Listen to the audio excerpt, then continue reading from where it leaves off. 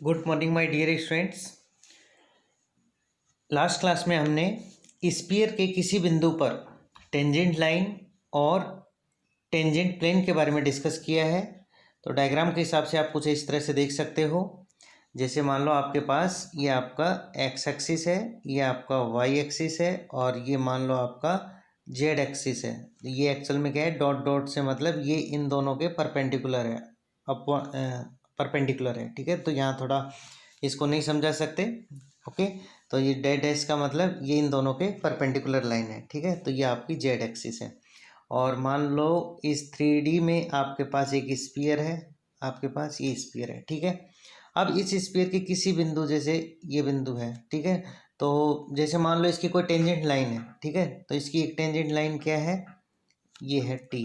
ठीक है, तो बिंदु पी पर जो इसकी टेंजेंट लाइन है, ये पी बिंदु है जिसके कोऑर्डिनेट्स क्या हैं, अल्फा बीटा गामा।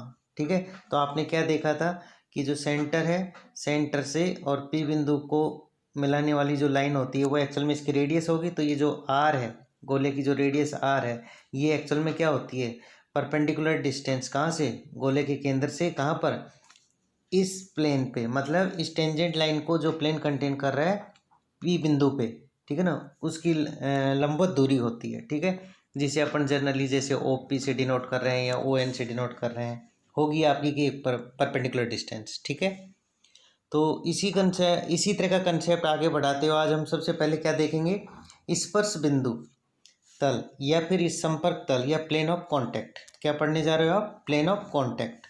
ठीक है स्टूडेंट्स, तो बड़ा इजी सा है। कैसे, देखिए ज़रा, पहले तो मैं अगर आपको समझाना चाहूँ तो जैसे मान लो आपके पास एक स्फीयर है, ये स्फीयर है। ठीक है, अब स्फीयर के बाहर का कोई बिंदु पी लीजिए।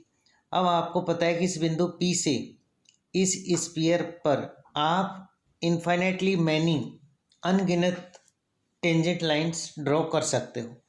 क्या समझे आप, कि अगर बिंदु ए है तो इस स्फीयर पे अगर आप टेंजेंट लाइन ड्रॉ करना चाहो तो आपको कितनी टेंजेंट लाइंस मिल जाएंगी, इनफाइनेटली मैनी टेंजेंट लाइंस मिल जाएंगी। ठीक है ना, इस तरह से। तो अब ये डायग्राम के हिसाब से यहाँ नहीं दिख सकता, लेकिन अगर आप इसको अगर आप फील करना चाहते हो, समझना चाहते हो, तो आप क्रिकेट बॉल लीजिए। ठीक है, और क्रिकेट बॉल को एक जगह रख दीजिए और उससे कुछ दूरी पर एक बिंदु आप फिक्स कीजिए। अब उस बिंदु से आप ऐसी ऐसी लाइनें ड्रॉ करो जो उस स्फीयर के लिए किसका काम करें, टेंजेंट लाइन का काम करें। तो आपको इस तरह की इन्फाइनेटली मैनी लाइंस दिखेंगी जो उसके उस स्फीयर के लिए किसका काम करेंगी, टेंजेंट लाइन का काम करेंगी। ठीक है, तो कहने का मतलब कि ये स्फीयर है आपके पास, इसके बाहर कोई एक बिंदु ए है।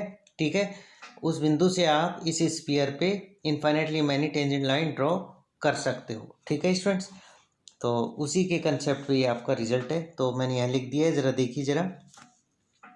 सबसे पहले आपने क्या लिया, माना x square plus y square plus z square plus 2ux plus 2vy plus 2wz plus d बराबर 0 एक दिया गया गोला है। ठीक है, साथ में एक निश्चित बिंदु ए दे रखा है जिसके कोऑर्डिनेट्स अल्फा बीटा गामा है, जो इस गोले के बाहर स्थित है। ओके, तब इस स्तर बिंदु से गोले पर अनगिनत स्पर्श रेखाएं खींची जा सकती हैं। इस स्थिर बिंदु से गोले पर अनगिनत रेखाएं खींची जा सकती हैं जो किसका काम कर रही हैं, स्पर्श रेखाओं का। ठीक है, और आपको पता है कि कोई एक स्पर्श रेखा है वो किसी न किसी प्लेन में स्थित होगी, उस बिंदु पी, उस स्पर्श बिंदु से गुजरते हुए प्लेन में। तो इसका मतलब वो आपका क्या होगा, टेंजेंट प्लेन होगा। तो अनगिनत आपके पास स्पर्श रेखाएं हैं, तो अनगिनत संख्या में ही आपके पास क्या होंगे, स्पर्श समतल भी होंगे, एवं इन अनगिनत स्पर्श रेखाओं को रखने वाले अनगिनत स्पर्श समतल होंगे। ठीक है, अतः वह समतल जो इन स्पर्श समतलों के स्पर्श बिंदुओं को रखता हो, स्पर्श बिंदु तल या संपर्क तल या पॉइंट ऑफ कॉन्टैक्ट कहलाता है। ठीक है, तो क्या समझे स्टूडेंट्स आप, जैसे आपके पास ये आपका स्फीयर है। ओके, बाहर कोई फिक्स्ड पॉइंट है, आपने इस पे infinitely many tangents line draw की। ठीक है, तो जैसे मान लो ये बिंदु पी है, तो इस बिंदु, ये एक संपर्क बिंदु है पी। ठीक है ना, यहाँ से टेंजेंट लाइन गुजर रही है, तो इसका मतलब यहाँ से एक प्लेन भी गुजरेगा, यहाँ से एक प्लेन भी गुजरेगा, उसमें एक क्या बिंदु P है। ऐसे ही आप बिंदु A से आपने एक स्पर्श रेखा यहाँ खींची, तो जैसे मान लो ये Q बिंदु है, ठीक है ना। अब Q बिंदु से भी एक प्लेन गुजरेगा जो इस टेंजेंट लाइन को रखेगा, ठीक है। तो अब आपको एक ऐसा प्लेन देखना है जो इन संपर्क बिंदुओं को रखता हो, जो इन संपर्क बिंदुओं को रखता हो, जैसे P बिंदु उसमें बैठा हो, Q बिंदु उसमें बैठा हो। अब ये P Q कैसे पॉइंट्स हैं, ये संपर्क बिंदु हैं उन टेंजेंट प्लेन्स के लिए, ठीक है, जो जहाँ पे ये टेंजेंट लाइंस ड्रॉ की गई हैं बाहरी बिंदु A से, ठीक है। तो इस तरह के P Q टाइप के पॉइंट्स को जो प्लेन कंटेन कर रहा है, जो रख रहा है, वो आपका क्या कहलाएगा, संपर्क तल कहलाएगा। क्या कहलाएगा, पॉइंट ऑफ कॉन्टैक्ट कहलाएगा, ठीक है स्टूडेंट्स। अब दूसरा वो ये पूछता है कि संपर्क तल का समीकरण क्या होगा। तो अगर आपको स्पर्श समतल का समीकरण लिखना आता है तो इसका भी लिख दोगे। तो आप देखिए, दो चीज़ें फिक्स कर लीजिए। पहले तो क्या कि आपका स्फीयर का इक्वेशन क्या है, तो प्रेजेंट में इस स्फीयर का इक्वेशन क्या है, x square plus y square plus z square plus 2ux plus 2vy plus 2wz plus d बराबर 0। ओके, कहाँ से आप टेंजेंट लाइन ड्रॉ कर रहे हो, अल्फा बीटा गामा से। तो वो जो आपको संपर्क तल मिलेगा, जो आपको संपर्क तल मिलेगा उसका समीकरण वैसा ही होगा जैसा आपके पास स्पर्श समतल का समीकरण मिला था। मतलब एक्स स्क्वायर को किससे रिप्लेस कर दो, एक्स अल्फा से। वाई स्क्वायर को किससे रिप्लेस कर दो, वाई बीटा से। जेड स्क्वायर को किससे रिप्लेस कर दो, जेड गामा से। और जो 2ux है उसमें 2 इंटू एक्स को आप किससे रिप्लेस कर दीजिए, किससे रिप्लेस कर दीजिए, एक्स प्लस अल्फा से रिप्लेस कर दीजिए। ऐसे ही 2y को आप y प्लस बीटा से रिप्लेस कर दीजिए, और ऐसे ही आप 2z को z प्लस गामा से रिप्लेस कर दीजिए। और प्लस में आपके पास क्या है, d इक्वस टू 0 है, ठीक है। तो ये आपका संपर्क तल का समीकरण आ जाएगा। तो क्या समझे संपर्क तल के समीकरण के बारे में, एक बार फिर से देख लीजिए। ये आपका स्फीयर है, स्फीयर के बाहर कोई बिंदु फिक्स ए है जिसके कोऑर्डिनेट्स क्या हैं, अल्फा बीटा गामा है। ए बिंदु से आप इस स्फीयर पे infinitely many tangent lines draw कर सकते हो। प्रत्येक टेंजेंट लाइन को कंटेन करने वाला एक टेंजेंट प्लेन होगा, और वो टेंजेंट प्लेन, उस टेंजेंट प्लेन के लिए जो पॉइंट ऑफ कांटेक्ट है, जैसे यहाँ पे क्यू है, यहाँ पे क्या है, पी है। तो इन पी तथा क्यू जैसे पॉइंट्स को रखने वाला समतल ही आपका क्या कहलाता है, संपर्क तल कहलाएगा। क्या कहलाएगा, संपर्क तल कहलाएगा, ठीक है स्टूडेंट्स। नेक्स्ट देखिए, ध्रुव, एक तो आपको पोल डिफाइन करना है और एक आपको पोलर प्लेन डिफाइन करना है, ठीक है। तो बड़ा इजी सा कंसेप्ट है। सबसे पहले आपके पास एक स्फीयर होना चाहिए। तो ये मैंने यहाँ पे एक स्फीयर ले रखा है, ठीक है। स्फीयर के बाहर कोई फिक्स्ड पॉइंट ए है, ठीक है। अब ए पॉइंट लिया तो ओबियसली इसके कोऑर्डिनेट्स कैसे हैं, अल्फा बीटा गामा है, ठीक है। अब मैंने क्या किया कि ए से एक लाइन, ए से मतलब ए से एक लाइन स्टार्ट हो रही है जो इस स्फीयर को कहाँ कहाँ कट कर रही है, पी बिंदु पे और क्यू बिंदु पे कट कर रही है। कहाँ कहाँ पे कट कर रही है, पी बिंदु पे और क्यू बिंदु पे।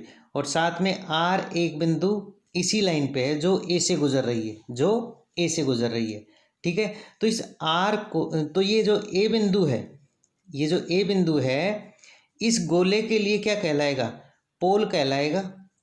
ये बिंदु ए आपका इस गोले के लिए क्या कहलाएगा, पोल कहलाएगा। कब, जब आपके पास ये जो ए पी है, जो ए आर है और जो ए क्यू है, ये तीनों किस में हो, हरात्मक श्रेणी में हो। कैसे हो, हरात्मक श्रेणी में। तो बस यही कहा है मैंने इसमें। ये तो आपका स्फीयर का इक्वेशन है, ओके। स्फीयर के बाहर कोई पॉइंट बिंदु क्या है, अल्फा बीटा गामा है, ठीक है। और जो स्फीयर के बाहर का एक बिंदु है और जो स्फीयर को पी एम क्यू बिंदु पर काटता है। सॉरी, तो स्टूडेंट्स ये थोड़ा सा इसमें आप क्या ध्यान देंगे कि बाहर कोई बिंदु ए ऑफ अल्फा बीटा गामा है, ठीक है, तथा ए से गुजरने वाली रेखा, ए से गुजरने वाली रेखा स्फीयर को पी एम क्यू बिंदु पे कट करती है। तो आप इसे चेंज कर लेना, लैंग्वेज पूरी क्या बनेगी कि माना ए अल्फा बीटा गामा इस स्फीयर के बाहर का एक फिक्स्ड पॉइंट है जिससे गुजरने वाली रेखा स्फीयर को पी एम क्यू बिंदु पे कट कर रही है, ठीक है। तो ये देखो, और इसी रेखा पे एक बिंदु आपने क्या लिया है, आर लिया है, क्या लिया है, आर लिया है, ठीक है। अब आप इस बिंदु ए को गोले के सापेक्ष ध्रुव कहोगे कब, जब ए पी, ए आर और ए क्यू ये तीनों कैसे हों, हरात्मक श्रेणी में हो। तो 3 नंबर हरात्मक श्रेणी जैसे ए बी सी ये एच पी में हो, ठीक है ना, ये हरात्मक श्रेणी में होंगे तो रिजल्ट क्या होता था, रिजल्ट होता था आपका बटे में तो ए प्लस बी और ऊपर में क्या होता था, ट्वाइस ए बी होता था, यही होता था। सॉरी मैंने गलत लिखा है स्टूडेंट्स, ऐसे ही लिखा है। देखो 3 नंबर हैं आपके पास, ए है, बी है और सी है, ठीक है। तो हरात्मक श्रेणी के लिए आप क्या लिखते थे, बी इक्वल्स टू क्या होता था, बटे में तो ए प्लस सी और ऊपर में ट्वाइस ए सी, ये होता था। तो अब आपके पास ये 3 नंबर ए बी सी की जगह 3 डिस्टेंस हैं, कौन सी, पहली डिस्टेंस है आपके पास ए पी, दूसरी है ए आर और तीसरी है ए क्यू, ओके। ये तीनों हरात्मक होने का मतलब जो ए आर लिखी जाएगी वो एक्चुअल में आपकी क्या लिखी जाएगी, वो फर्स्ट और थर्ड का सम, तो मतलब A P plus A Q और ऊपर क्या है ट्वाइस इंटू फर्स्ट और थर्ड का प्रोडक्ट, मतलब A P into A Q, ये लिखा जाएगा, ठीक है। तो ये आपका ए आर डिफाइन कर दिया, कब, जब ये आपके पास हरात्मक श्रेणी में हो, ठीक है ना। और साथ में ये जो बिंदु आर है इसका अगर बिंदु पथ अगर आप देखेंगे तो वो क्या होता है, समतल होता है। और इसी समतल को आप क्या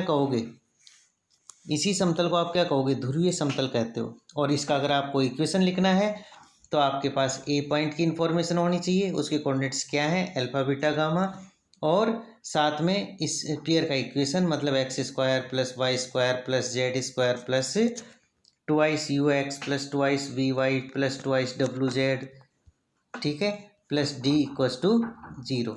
तो ये 2 चीज़ें अगर आपके पास हैं तो जैसे आपने टेंजेंट प्लेन का इक्वेशन लिखा था उसी तरह का ये इक्वेशन आ जाएगा, ठीक है ना। एक्स स्क्वायर को किससे रिप्लेस कर दो, एक्स अल्फा से, वाई स्क्वायर को वाई बीटा से और जेड स्क्वायर को जेड गामा से।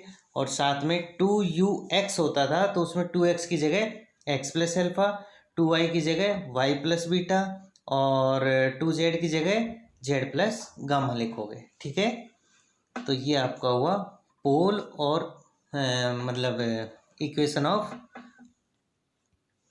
पोलर प्लेन, 2 चीज़ें डिफाइन कर दिया आपने, ठीक है ना।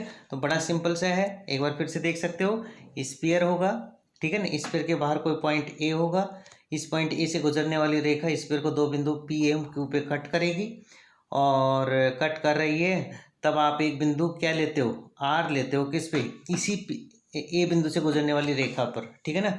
अब आप इस बिंदु ए को क्या कहोगे, पोल कहोगे, कब, जब आपके पास A P, A R and A Q तीनों कैसे हों, हरात्मक श्रेणी में हो, ठीक है। और साथ में जो आर बिंदु है इसका जो लोकस है, इसका जो बिंदु पथ है वो अपने आप में एक समतल होता है, वो समतल ही आपका क्या कहलाता है, ध्रुवीय समतल कहलाता है। और मैं एग्जाम में वो क्या पूछता है, इस ध्रुवीय समतल का समीकरण निकालिए। तो ध्रुवीय समतल का समीकरण निकालने के लिए आपके पास ए पॉइंट के कोऑर्डिनेट होने चाहिए जो कि अल्फा बीटा गामा है, और साथ में आपके पास स्फीयर का इक्वेशन होना चाहिए जो स्टार्टिंग में मैंने लिख रखा था, x square plus y square something, ठीक है।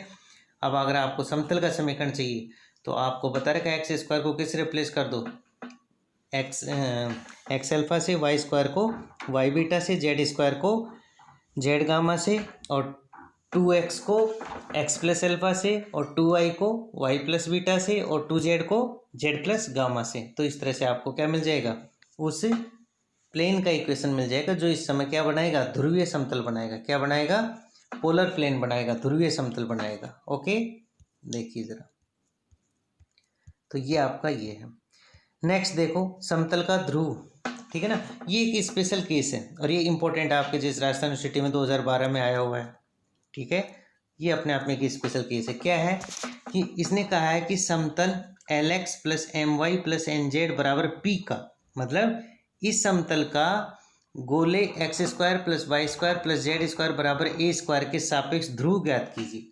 मतलब आपको पोल फाइंड आउट करना है, किसका, इस प्लेन का, किसके रेस्पेक्ट, किसके अबाउट, इस स्फीयर के अबाउट। ठीक है, तो पहले जो चीज़ें दे रखी हैं वो लिख लो, अब बड़ा इजी सा है, कोई ज़्यादा टफ नहीं है। प्लेन का इक्वेशन दे रखा है आपको, क्या है, l x plus m y plus n z बराबर पी। ठीक है, ये आपका प्लेन का इक्वेशन है, इक्वेशन नंबर फर्स्ट में। अब माना समतल फर्स्ट के ध्रुव के निर्देशांक अल्फा बीटा गामा है। इक्वेशन के अकॉर्डिंग आपको इस plane l x plus m y plus n z बराबर पी का पोल निकालना है, किसके रेस्पेक्ट, इस गोले के रेस्पेक्ट। तो मैंने क्या कहा कि ये जो समतल फर्स्ट है इसके ध्रुव के निर्देशांक अल्फा बीटा गामा है। क्या है, अल्फा बीटा गामा है। ठीक है, अतः अल्फा बीटा गामा का गोले x square plus y square plus z square बराबर ए स्क्वायर के सापेक्ष ध्रुवीय समतल का समीकरण। ध्यान दीजिए, एक पॉइंट है जिसके कोऑर्डिनेट्स अल्फा बीटा गामा है और उस पॉइंट का आपको इस गोले के रेस्पेक्ट क्या निकालना है, ध्रुवीय समतल निकालना है। तो मैंने अभी बताया था, पॉइंट के कोऑर्डिनेट और गोले का समीकरण हो तो एक्स स्क्वायर को किससे बदल दो, एक्स अल्फा से, वाई स्क्वायर को किससे बदल दो, वाई बीटा से, जेड स्क्वायर को किससे बदल दो, जेड गामा से, और 2x को किससे बदल दो, x प्लस एल्फा से। अब यहाँ तो 2x की टर्म है ही नहीं तो वो जीरो में चली जाएगी, 2y भी नहीं है तो वो भी जीरो में चली जाएगी, 2z भी नहीं है तो वो भी जीरो में चली जाएगी, और बराबर में आपका ए स्क्वायर ऐसे कैसे रह जाएगा। ठीक है, तो ये आपने पुराने कंसेप्ट से इस ध्रुवीय समतल का समीकरण लिख लिया है। ठीक है, अब आप देख सकते हो कि जो समीकरण थर्ड है ये भी ध्रुवीय समतल के समीकरण की बात कर रहा है, और समीकरण फर्स्ट भी क्या है, ध्रुवीय समतल के समीकरण की बात कर रहा है। तो इसका मतलब ये दोनों कैसे होने चाहिए, बराबर होने चाहिए। बराबर होने का मतलब आप इन्हें कंपेयर कर सकते हो, आप इन्हें समीकरण फर्स्ट और थर्ड क्या है, अलग अलग नहीं है, एक जैसी हैं, तो इन्हें कंपेयर करोगे। ठीक है, इन्हें कंपेयर करोगे तो आपके पास क्या आ जाएगा, l upon alpha equals to m upon beta equals to n upon gamma equals to p upon a square. ठीक है, अब मैं क्या कर रहा हूँ, फर्स्ट और लास्ट को देखिए तो ये मिलेगा, सेकंड और लास्ट को देखोगे तो ये मिल जाएगा, और इसको देखोगे तो आपको ये मिल जाएगा। ठीक है, तो यहाँ से देखो अल्फा का मान कितना आ रहा है, क्रॉस मल्टीप्लाई कर लो, इस टर्म से आप अल्फा निकाल लो तो अल्फा कितना आ रहा है आपका, सॉरी इस टर्म से नहीं, आप कहाँ से, इन टर्म से अल्फा निकाल लीजिए तो अल्फा कितना आ गया, एल ए स्क्वायर अपॉन पी, बीटा कितना आ गया, एम ए स्क्वायर अपॉन पी, और ऐसे गामा कितना आ जाएगा, एन ए स्क्वायर अपॉन पी आ जाएगा। ठीक है, तो आपको ध्रुव के निर्देशांक चाहिए थे जो क्या थे, अल्फा बीटा गामा थे, और अल्फा बीटा गामा आपको एक्चुअल में क्या मिला है, एल ए स्क्वायर अपॉन पी, बीटा आपको मिल चुका है एम ए स्क्वायर अपॉन पी, और गामा आपको मिल चुका है एन ए स्क्वायर अपॉन पी। ठीक है, तो इस ध्रुव के निर्देशांक आपके ये आ जाएंगे। ठीक है स्टूडेंट्स, तो ये एक स्पेशल केस था, ये क्या था, पोल निकालने का स्पेशल केस। और इसमें खास बात क्या थी कि आपके पास इस समतल का इस गोले के सापेक्ष ध्रुव ज्ञात करना है। तो सबसे पहले अपन ने समतल की बात की, समतल की बात की तो समतल का ध्रुव होगा तो उसके कोऑर्डिनेट क्या मान लिया, अल्फा बीटा गामा। अब इस अल्फा बीटा गामा का इस गोले के सापेक्ष ध्रुवीय समतल निकाला तो वो क्या हो गया, ये हो जाएगा इक्वेशन नंबर थर्ड से। ठीक है, ये हो जाएगा। अब इक्वेशन नंबर फर्स्ट भी ध्रुवीय समतल की बात कर रहा है, थर्ड भी ध्रुवीय समतल की बात कर रहा है। ठीक है, तो इन दोनों के कंपैरिजन से आप क्या लिख सकते हो, l upon alpha equals to m upon beta equals to n upon gamma equals to p upon a square लिख सकते हो। यहाँ से आप फर्स्ट इससे और इससे आप किसका मान निकाल सकते हो, अल्फा का मान निकाल सकते हो, और इससे और इससे आप बीटा, यहाँ से अल्फा निकाल लो, यहाँ से बीटा निकाल लो, और इससे और इससे आप गामा निकाल लीजिए। ठीक है, और आपको पता है कि अल्फा बीटा गामा ही एक्चुअल में क्या है, पोल के कोऑर्डिनेट्स हैं, वो आपको मिल चुके हैं सॉरी। ठीक है, तो नेक्स्ट देखिए, अब ये आपका एक न्यूमेरिकल प्रॉब्लम है, इजी सी प्रॉब्लम है, कर सकते हो आप, कोई टफ प्रॉब्लम नहीं है। ठीक है, तो इसमें आपके पास गोले का कोई स्पर्श समतल, यदि गोले x square plus y square plus z square equals to r square का कोई स्पर्श समतल निर्देशांकों को, तो देखिए स्टूडेंट्स यहाँ पे, यदि गोले x square plus y square plus z square equal to r square का कोई स्पर्श समतल निर्देशांकों को ए बी सी अंतःखंडों में काटता है तो सिद्ध कीजिए कि 1/a² plus 1/b² plus 1/c² equal to 1/r² होता है। प्रूव करने वाला क्वेश्चन है स्टूडेंट्स, बस क्वेश्चन की लैंग्वेज आप समझिए, आपका क्वेश्चन हो जाएगा। सारी चीज़ें इसमें दे रखी हैं, ठीक है। तो देखिए जरा, प्रश्नानुसार हमें उस समतल का समीकरण प्राप्त करना है जो गोले x² plus y² plus z² equal to r² को इसका स्पर्श समतल है, ठीक है। आपको प्रॉब्लम के अकॉर्डिंग उस प्लेन का इक्वेशन फाइंड आउट करना है जो गोले x² plus y² plus z² equal to r² का स्पर्श समतल है, ठीक है स्टूडेंट्स। दूसरी इंफॉर्मेशन आपको ये दे रखी है स्टूडेंट्स कि ये जो समतल है ये प्रश्नानुसार निर्देशांक अक्षों को, मतलब x एक्सिस को, y एक्सिस को और z एक्सिस को ए बी सी अंतःखंड पर क्रम से काटता है। मतलब कि ये जो प्लेन मिलेगा आपको, ये एक्स एक्सिस को अगर कट करेगा तो मूल बिंदु से कितनी दूरी पे, स्मॉल ए दूरी पे कट करेगा। ऐसे ही वाई एक्सिस को अगर ये प्लेन कट करेगा तो मूल बिंदु से उसकी दूरी क्या होगी, बी होगी। और ऐसे ही जेड एक्सिस को अगर कट करेगा तो मूल बिंदु से अंतःखंड की दूरी क्या होगी, सी टाइप की होगी, ठीक है। तो दूसरी इंफॉर्मेशन ये दे रखी।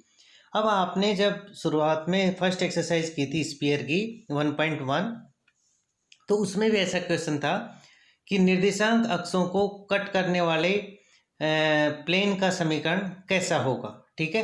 तो मैंने आपको बताया था कि अगर ए बी सी में कट कर रहा है तो इसका मतलब वो जो आपका प्लेन का इक्वेशन है वो कैसा होना चाहिए, वो आपका x/a y/b प्लस z/c बराबर 1 जैसा होना चाहिए, ठीक है।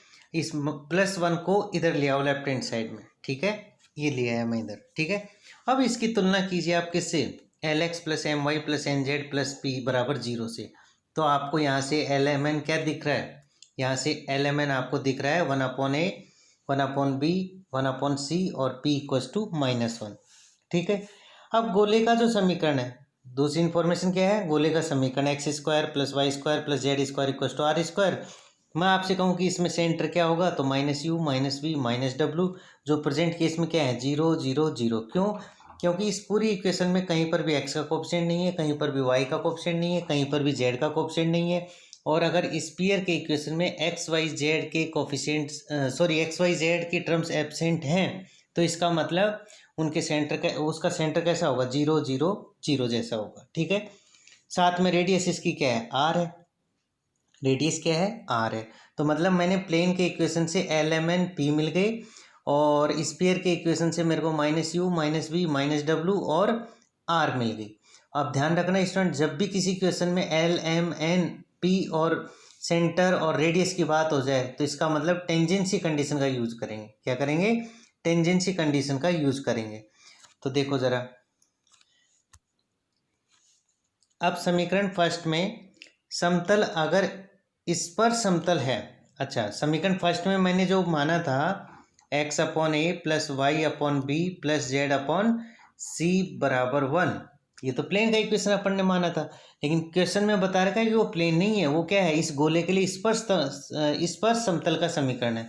इसका मतलब उसको किसी न किसी बिंदु पे टच करेगा तो वो जो टचिंग पॉइंट है, जो पॉइंट ऑफ कांटेक्ट है P बिंदु, वहाँ से और गोले के केंद्र तक की दूरी क्या होगी, रेडियस होगी। और ये अपने आप में क्या है, परपेंडिकुलर डिस्टेंस भी होगी। तो बस यही लिखा है मैंने आगे।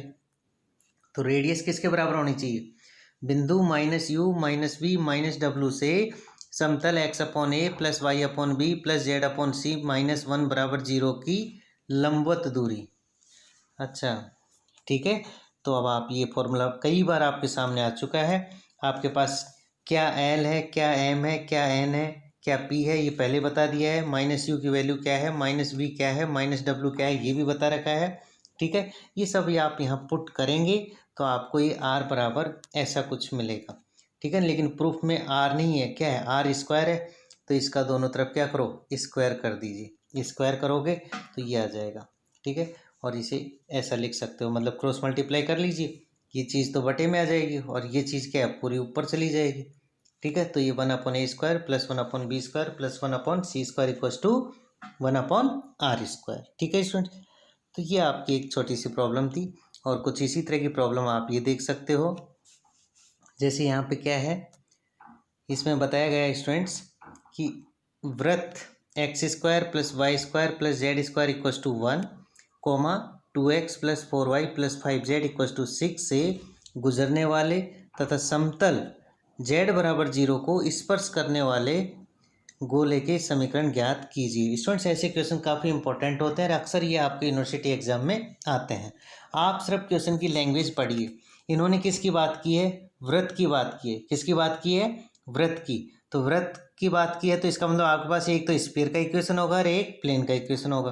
तो मैंने क्या किया, सबसे पहले तो स्फीयर का इक्वेशन लिख लिया। और ये ध्यान रखना स्टूडेंट्स, मैंने जब भी स्फीयर का इक्वेशन और प्लेन का इक्वेशन लिखा है तो राइट हैंड साइड को जीरो बनाया, मतलब जो कांस्टेंट टर्म है उसको भी लेफ्ट हैंड साइड में लेके गया हूँ और राइट हैंड साइड हमेशा जीरो रखिए। तो ये तो स्फीयर का इक्वेशन और ये आपका प्लेन का इक्वेशन। और आपको पता है कि ये दोनों कंबाइंड रूप से किसको रिप्रेजेंट करेंगी? एक सर्कल को रिप्रेजेंट करेंगी। और पिछली क्लास में आपने पढ़ रखा है कि किसी सर्कल से गुजरने वाले गोले का समीकरण क्या होता है। जैसे S1 स्फीयर है, P आपका प्लेन है, तो इन दोनों एक साथ किसको, सर्कल को, आप सर्कल के बारे में बताएंगी। ठीक है ना। तो इस सर्कल से गुजरने वाले गोले का समीकरण क्या होता है? दोनों को लैम्डा से कनेक्ट कर दो, बराबर में जीरो रख दो। तो देखो मैंने यही किया। ये तो आपका स्फीयर का इक्वेशन रहा, ये प्लेन का इक्वेशन रहा, लैम्डा से मल्टीप्लाई करके इक्वल टू में जीरो रख दिया, जहाँ लैम्डा एक अज्ञात अचर राशि है जिसे आपको प्राप्त करना है। अब समीकरण 3 को आप थोड़ा सा और सही से लिख लो। तो देखो x² + y² + z², यहाँ से 2 लैम्डा x, यहाँ से आपके पास 4 लैम्डा y और यहाँ से आपके पास 5 लैम्डा z, और ये माइनस का 6 लैम्डा और इधर से माइनस का 1 मिलके आपके एक साथ लिखे जाएंगे। ठीक है, तो ये आपके पास समीकरण 4 आ गई। अब समीकरण 4 को अगर आप ध्यान से देखेंगे स्टूडेंट्स, तो ये एक्चुअल में क्या है? स्फीयर का ही तो समीकरण है। ये क्या है? स्फीयर का समीकरण है। बस इसमें किसकी वैल्यू चाहिए आपको? लैम्डा की वैल्यू। अब उस लैम्डा को फाइंड आउट करने के लिए आपके पास कंडीशंस गिवन होती हैं, तो उन कंडीशंस का यूज करके अपने इस स्फीयर का इक्वेशन निकाल लेंगे।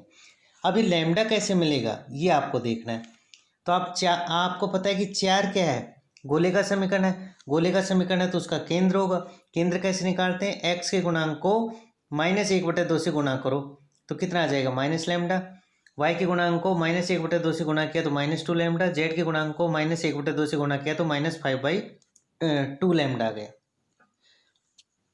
ओके, इसकी रेडियस का मतलब -u² + -v² + -w² और -d होता है। तो इस प्रेजेंट केस में अभी आपके पास d कितना है? यही है -1 -6 लैम्डा, ये रख दिया तो आपको रेडियस भी मिल गई। तो मतलब समीकरण 4 से आपने सेंटर भी निकाल लिया, रेडियस भी निकाल ली। अब आप देखो, समीकरण 4 एक गोले का समीकरण है तथा प्रश्नानुसार यह गोला समतल z = 0 को स्पर्श करता है। अर्थात हाँ, क्वेश्चन में ये दे रखा था कि ये जो समीकरण 4, जो गोले का समीकरण आप प्राप्त करने जा रहे हो, किसको स्पर्श करता है? z = 0 को स्पर्श करता है। और मैथमेटिक्स में z = 0 का मतलब, z = 0 का मतलब 0.x + 0.z + 1.z + 0 = 0। ऐसा लिख लो इसको। तो यहाँ ऐसा लिखूंगा तो L 0 मिल रहा है, M 0 मिल रहा है, N 1 मिल रहा है और P आपको क्या मिल रहा है? 0 मिल रहा है। इसका मतलब आपके पास एक प्लेन भी आ गया जिसमें L, M, N, P के मान है। थोड़ी देर पहले आप समीकरण 4 से एक स्फीयर आ गया जिसका सेंटर है और उसकी रेडियस है। और क्वेश्चन के अकॉर्डिंग ये जो प्लेन है, ये जो स्फीयर है, इस प्लेन को स्पर्श कर रहा है, तो इसका मतलब टेंजेंसी वाली कंडीशन आप यूज करोगे। मतलब गोले की त्रिज्या किसके बराबर होनी चाहिए? गोले की त्रिज्या गोले के केंद्र से उसके समतल पे, स्पर्श समतल पे डाले, स्पर्श समतल के बिंदु P से उसकी लंबिक दूरी होनी चाहिए। तो ये लिख दी, बस इसे कैलकुलेट कर लो। ठीक है, कैलकुलेट करोगे तो आपके पास इसका जब होल स्क्वायर दोनों तरफ को ओपन कर, होल स्क्वायर ऑपरेट करोगे, ठीक है, तो आपको ये मिल जाएगा। देखो 25/4 λ² इधर भी है, इधर भी है, तो ये कैंसिल हो जाएंगे। ठीक है, बाकी λ² + 4 λ² मिलके कितना हो जाएगा? 5 लैम्डा स्क्वायर। आप लैम्डा में इक्वेशन बनेगी, उसे सोल्व करोगे तो 2 मान आएंगे लैम्डा के। ठीक है, अब आपको तो स्फीयर के इक्वेशन चाहिए, तो इक्वेशन नंबर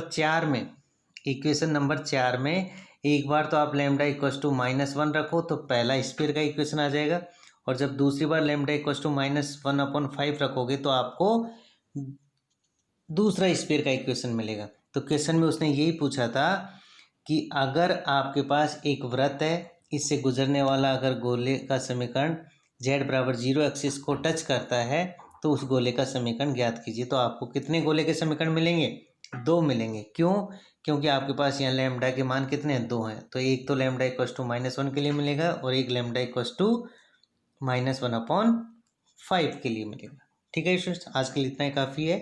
थैंक्स।